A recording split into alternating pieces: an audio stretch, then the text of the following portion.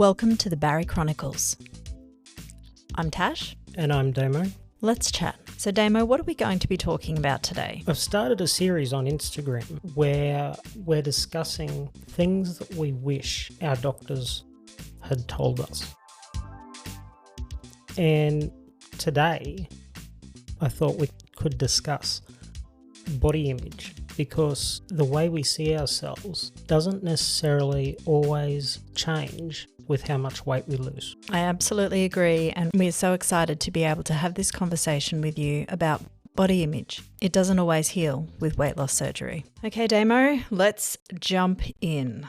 Yeah, I think it can be one of the most challenging parts for a lot of us, because I know I went into my surgery with an end goal in mind of how I wanted to look, and that was not reality for me at the sort of end of me losing the total amount of weight that I was going to lose. I didn't look like I had imagined. I can completely relate. I was exactly the same. I had an image in my mind. In my mind, I had looked at a lot of magazines, and I didn't want to look like magazine images or images online as such, but I had this, what I perceived as normal, in inverted commas, normal look that I wanted to achieve. And I think it was around the 70 to 80 kilo loss mark where I realised, oh shit, my body seems to have slipped downwards and I don't know that it's going to come back up. Yeah, that as well for myself. And there was certain parts of my body that I was hoping I would lose and it would disappear, and that didn't happen. It's called gynecomastia, which is basically just breast tissue in men. And suddenly I'd lost all this weight, and it just sort of made my chest even more pronounced. I mean, I can relate to that, in that for me, my boobs had already gone south many years prior. Like, I breastfed 5 kids, but even prior to that, I think I was just born with a genetic predisposition towards nipples that point at the floor. But anyway, that was my reality. They never seemed to be like what I thought was normal. I actually have this really vivid memory of, because growing up, I was a bigger kid. My auntie used to make a lot of my clothes because your stock standard sizes just really didn't look very nice on me. So she would make my clothes. And I can remember her saying, and this is not at all in a cruel way, it's just how they were in that particular generation, but I remember her saying that I needed a bra to uplift the fallen. And I mean, I can laugh about it now, but at the time I didn't really understand what that meant. We were uplifting the fallen when I was 10 years old. I mean, come on. Like, what the fuck? Yes. Yeah, like, what is that exactly? So I guess I was always aware that my breasts were not pointing in the right direction, or in the like straightforward direction. They always had like that down, like they were Cross-eyed. They were looking at my feet. That's just how they were.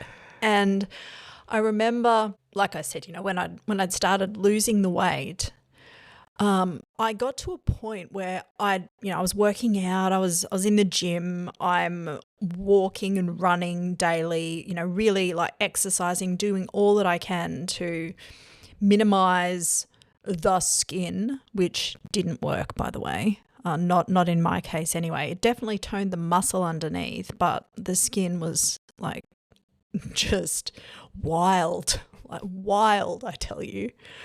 And I was stood in front of the mirror in my bathroom one day and I was flexing my pecs. And you could see where my pecs were, and then under that, dangling on the bottom of it, like the ear of a border collie. The sleeve of a wizard. Yes, the sleeve of a wizard, the border collie ear, breast, skin dangling there with a nipple attached to the end of it. And I was mortified by it. I really was. It was not what I had envisaged when I started thinking about losing weight. Obviously, I knew I wasn't going to look whatever perfect might be, but I knew that there was going to be some skin, and I knew that my body was probably going to fight back in some way. Yeah. But it went above and beyond for me. You know, not only was there stretch marks, not only do I have hyperpigmentation, particularly like between my thighs, across my mons, under my arms, under the border collie ears. Like, you know, it was, so I had all of that. I had all of this loose self hanging there, and I didn't understand or know really how to be in the world looking like that. And we're supposed to be happy and enjoying life. And I think, or for me, it was like if I said anything, it was almost as if, oh, you know, you're just not happy and you're overreacting. Don't make a big deal about it. You should be so grateful. Yeah. And I mean, for me, I was grateful that I'd lost the weight. 100%. So grateful. The excess skin and, you know, just the things associated with living in a bigger body my whole life. I wanted to just be comfortable enough to go to the beach and not have my shirt on. And you know what? It's not a huge ask, is it? And I know that there will be people who would listen to this who will be like, just take your shirt off. Just do it anyway. And yeah. And I agree with that. However, as somebody that has actually gone out with my excess skin out, I know that there is still stigma associated. There is still judgments that can be associated with that. Yeah. And I guess for me, and, you know, I think I see other guys that, you know, and they legitimately don't care, and I think that is I think fantastic. It's just so incredible. You know, but for me, I guess the way I grew up and the bullying and all that sort of stuff, it left its mark. And breaking out of that, like even Tash, and I know you've touched on it briefly in other episodes, but there were certain doors where I would have to turn sideways to get through. And even after I'd lost 100 kilos, I was still turning sideways to go through those same doors because I still saw myself as the 210 kilo person that I was. And it took a long time for that to catch up. Yeah, for me, even though it's been nearly 7 years, like we're coming up to my 7-year gastric bypass anniversary, I can still say that there are just things that are very, very ingrained. There are things that are very, very, very ingrained in my thinking that I still work on. It did not just fix because I had a bariatric procedure done. It takes so much more than just that. And, you know, people listening might think, my goodness, what do you mean it takes more than that? Well, to do the operation is I mean, for me, it was a breeze. I just lay there. I was asleep. I woke up and it's done.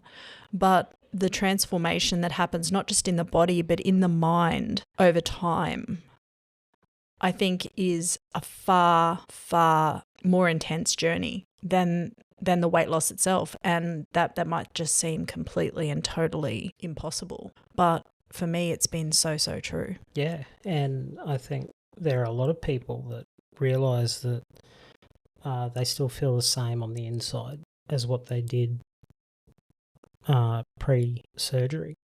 And that can be really confronting because, we'll have people say, oh, you look fantastic. And you know what, I hate it when people comment on someone's body, but people do.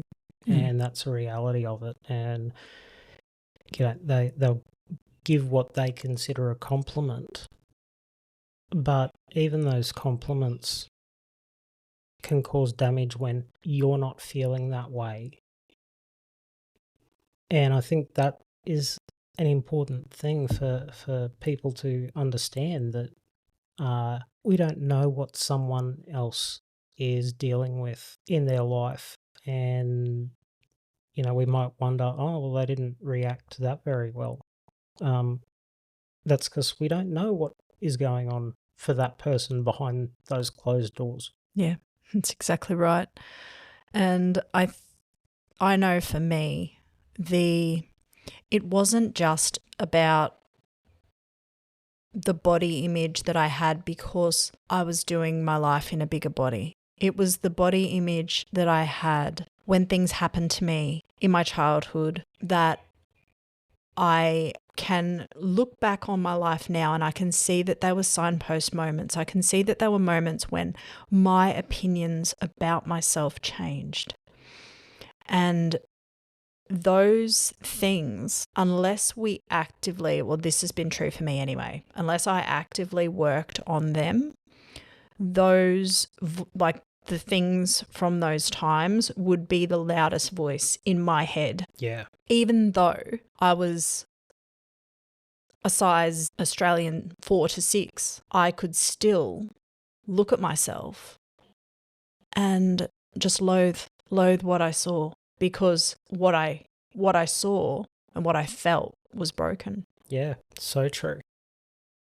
I mean, and I know, like, this is a very sort of deep and intense topic because, it is the reality for so many of us. But I was just thinking, when we talk about the excess skin and all that, I remember waking myself up one night because I'd rolled over and my elbow went into my Self. tummy skin. Yep. Was hanging there, So I'd wake up with these bruises and just like, oh, what is this from?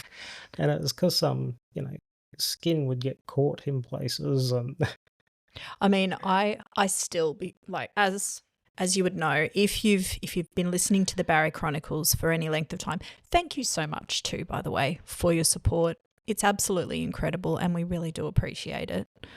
But if you have listened for any length of time, then you would know that I have had skin removal surgery, but I have not had the back of me done at all. And I probably never will, for a number of different reasons. But what I can say is that I have what looks like an arse crack that extends from my actual arse crack up to my neck on the back of me. So recently I was going out and I was wearing a pair of low-rise jeans, and I thought that they looked pretty good from the front. And then I turned around and I realized that my extended arse crack was on display. And I was like, you know what? I'm asking for comments if I wear this. Am I ready for that? And I decided, actually, yes, I am. Love it. So it was a high self-esteem day. Like recently, I haven't had a whole lot of them, but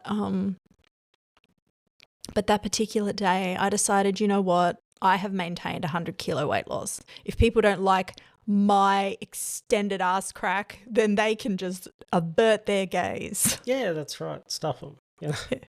But then if you ask me that 3 days later, I'd be like, oh gosh, no, I need to wear like, compression suit and 3 shirts to make sure that no one can see anything. Yeah.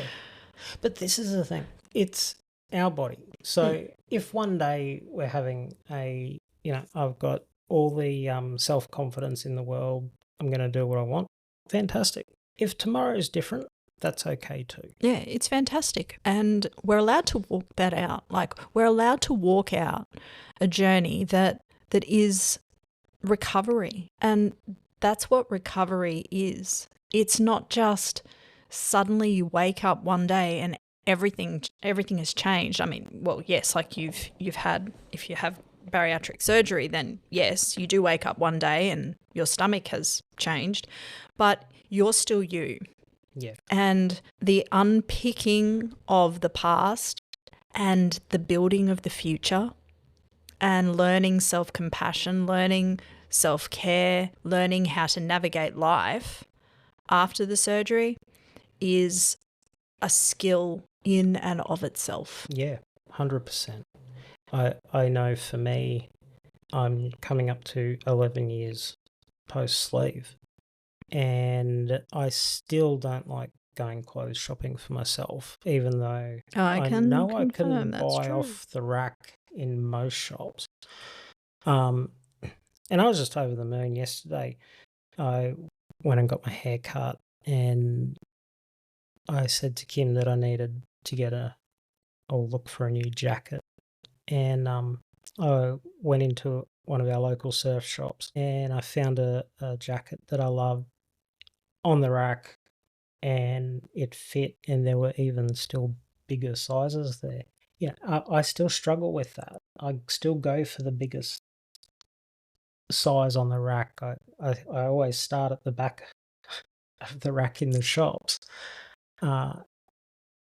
And I guess that's one of the reasons I wanted to do this podcast, because I was just like, wow, 11 years. And I'm still back at that point at times where I'm going to the back of the rack and really not thinking I'm going to find anything. I think it really can be a default setting, and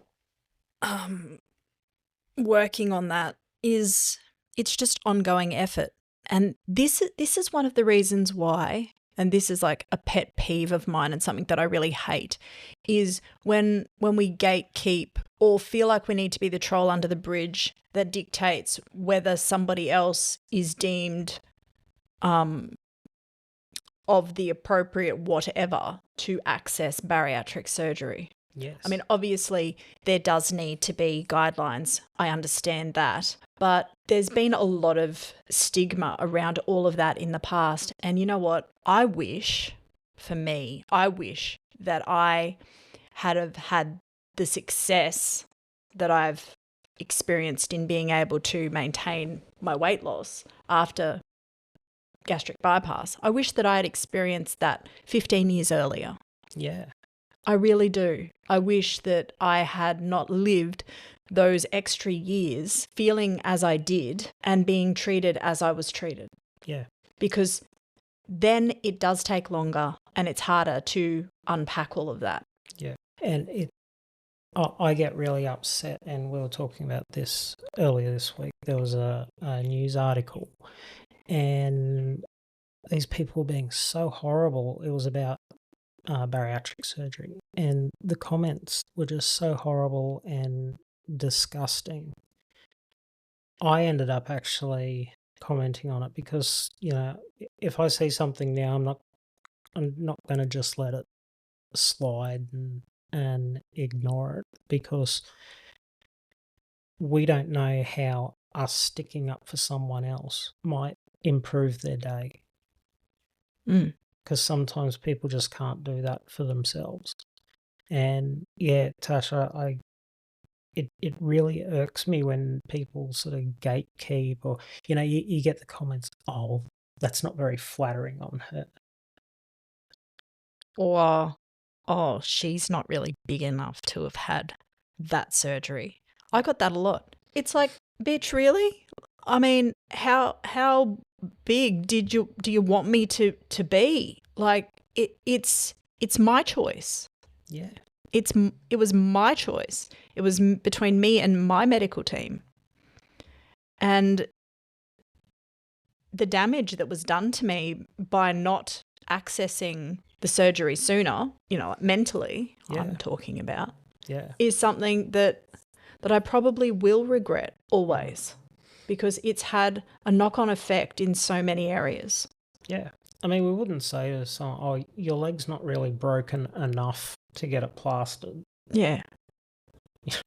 Like, but when it comes to weight, people just think they have a right to say whatever they want, even though usually it's very uneducated what they're saying. And, they're just sprouting outdated terms and stuff. So, I think, I know we got off the topic a little bit, but, I don't really see that it is, because it all just feeds back into the fact that body image has a massive impact on those of us that are considering surgery, those of us that have had surgery, and those of us that are even years out from surgery. Yeah.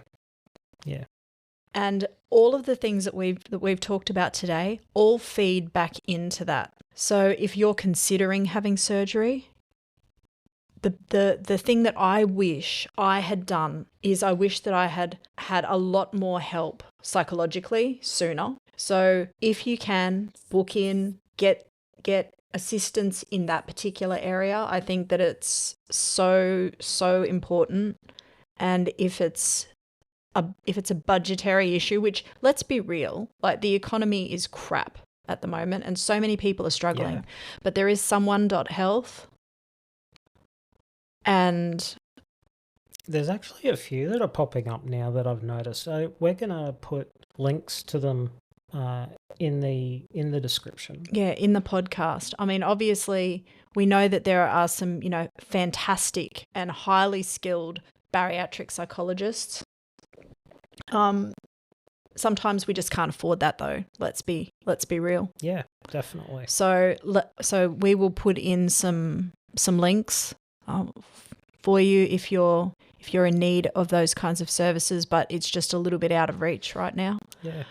And if you are currently in the thick of it, if you've had surgery and you're in that first year, 18-month period of time, we salute you guys. Like, you're amazing. You're doing the hard things because you want a better life. That's why we do this. Yeah.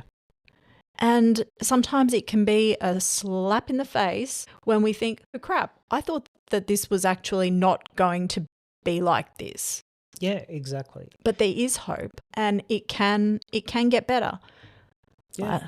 And also, if you are struggling with body image, it doesn't mean that you're ungrateful for how far you've come. It doesn't mean that you're broken.